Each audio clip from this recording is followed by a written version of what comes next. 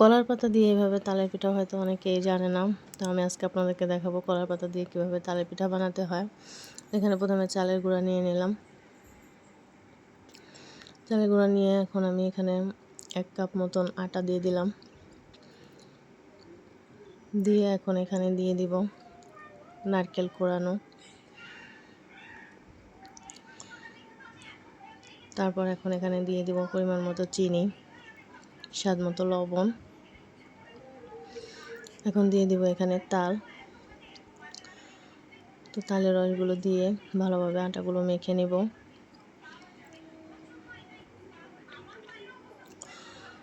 আটাগুলো মাখিয়ে নেওয়ার পরে আমার আরও একটু তাল লাগবে, তো আমি আবার একটু তালের রস দিয়ে দিব।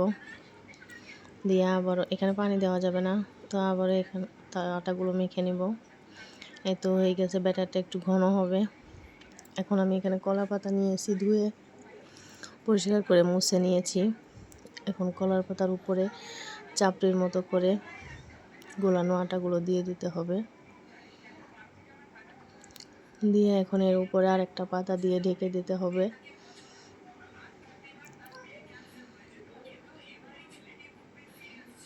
তো এইভাবে আমি সবগুলো বানিয়ে নিব।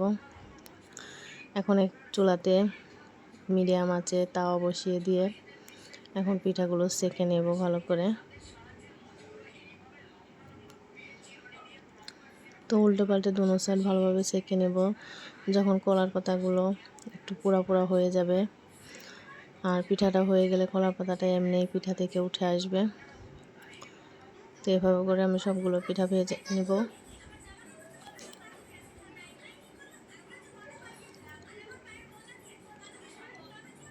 তো আমার পিঠাগুলো ভাজা হয়ে গেছে। এইভাবে কলার পিঠা খুবই টেস্টি হয়, আপনারা একবার হলেও ট্রাই করে দেখবেন।